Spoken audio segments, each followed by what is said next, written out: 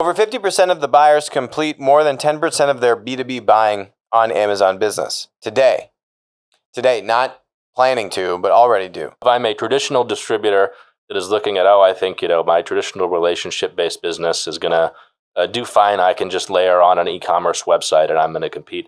I would be concerned seeing this. The scale here is beyond what any traditional retailer could ever comprehend. I think just having a couple 100,000 SKUs for them is a lot, let alone having 200,000 sellers that are making it six figures in revenue top line. There's been some interesting articles that have come out recently talking about small, medium-sized business customers, maybe business customers from all sizes, but surveying people's likelihood to use e-commerce more in a B2B buying situation. So that would be, which of the following marketplaces do you want to use when you research and purchase B2B products? Amazon here is the clear winner. Notice you see nothing from the large incumbent e-commerce distributors because, well, A, they're not marketplaces. You can see that represented here. Over 50% of the buyers complete more than 10% of their B2B buying on Amazon Business today. Today, not planning to, but already do. So you can see here, this is 1 to 10% of people, or 1 to 10% of their purchases, 37% of people. But 20% of them are doing either 11 to 25% or 26 to 49%.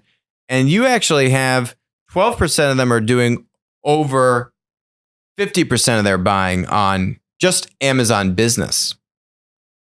These numbers are kind of scary to me. Marketplace buyers expect to spend even more on Amazon Business. How do you expect your Amazon Business volume to change over the next year? 3% of people said it's going to go down. 42% said the same. So that means 55% said it's going to increase. And basically 29% of them said it's going to go up by at least 10% or more.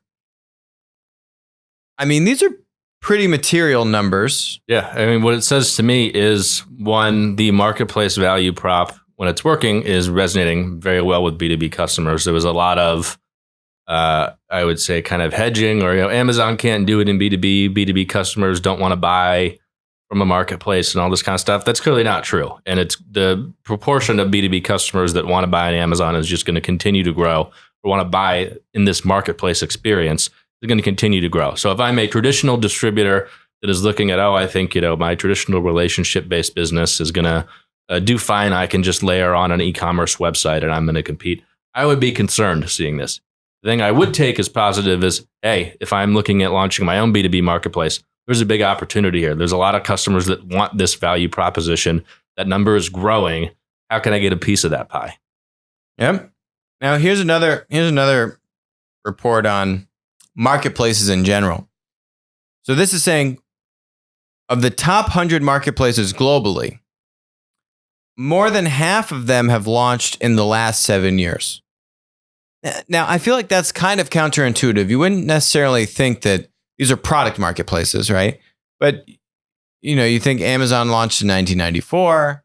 Oh, if I haven't launched a marketplace by 2019, there's no room. I would say this is actually directly contrary to that. And certainly in B2B marketplaces, we're seeing a huge opportunity to build these B2B marketplaces. Yeah. And that's just in the US, by the way. Where are these marketplaces popping up, though? It's not like everyone is creating another Amazon. It's these vertical specific marketplaces that are popping up, like in Etsy, like a Poshmark, like a StockX, that are going after a specific vertical. They're not huge generalists like, say, a Walmart trying to be that now, or an Amazon, because the cost to compete with an Amazon or an Alibaba internationally is too big. But you can go in and serve a particular product category or a particular type of customer, even within a particular product category, if that category happens to be big enough. Right. And you can win. Now, and you can create a great business. You can do vertical specific from scratch in B2B. I don't think you can do organic, build a new marketplace in B2C. Vertical specific, unless you have a boatload of money. I'm saying like hundreds of millions of dollars. Yeah, like a Walmart. But I'd say it's very difficult if you're trying to do one today from scratch in B2C, vertical specific, unless there's a super, super, super niche market that you're able to capture right. somehow.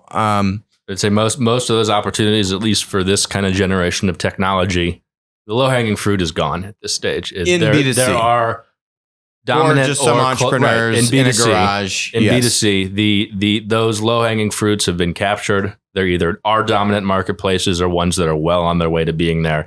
And it's going to be very hard and very expensive to play catch up. In B2B, things are much, much earlier.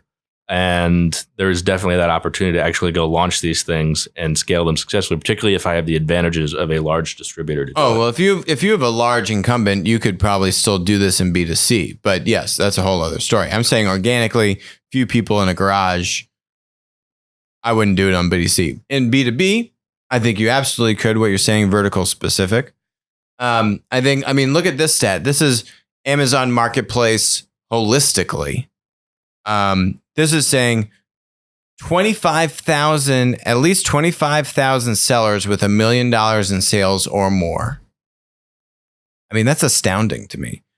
At least 200,000 with sellers with $100,000 in sales or more. And 2.5 million total sellers with products. I mean, the scale here is beyond what any traditional retailer could ever comprehend. I think just having a couple 100,000 SKUs for them is a lot, let alone having 200,000 sellers that are making it six figures in revenue top line. They have here 900,000 new sellers on Amazon Marketplace in 2019. This is globally, but that's almost 1 million new sellers in a year. So when we're saying Macy's and these retailers are announcing, we have a few 100,000 new SKUs. Right. The scale of where Amazon has as many sellers as you're now, more sellers than you're announcing. Amazon's SKUs. adding more sellers than you're adding SKUs in a year. Not good. And SKU, layman's terms, by the way, is stock keeping unit. Just think about it as like product pages on the marketplace, right?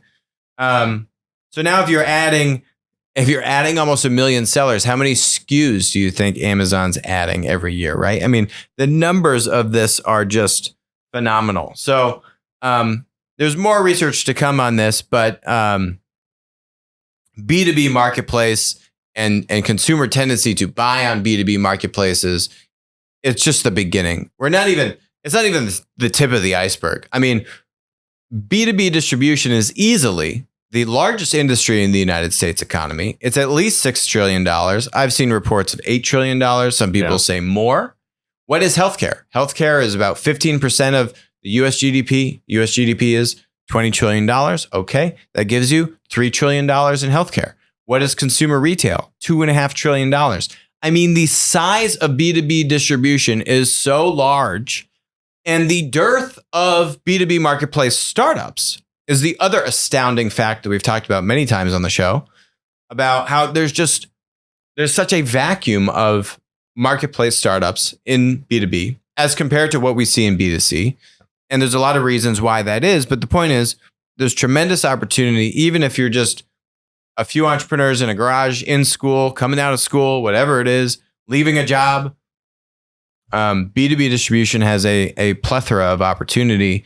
And Amazon has a head start, but they're not undefeatable by any means. Or certainly you could still be the strong number two in many scenarios. And still, I'd say number one is up for contention in a lot of these vertical specific markets within B2B. Hi, this is Alex Mozed. Thanks for joining us on Winner Take All. If you enjoyed the content today, which I bet you did, please comment, subscribe, and definitely message me on Twitter when we're doing live streams. Also, please note, all opinions expressed about stocks or public companies on the show are exactly that, opinions. This is not investment advice. Don't act on it. WisdomTree licensed Applico's Platform Insights data product to aid in the creation of the PLAT ETF. Thanks for joining us.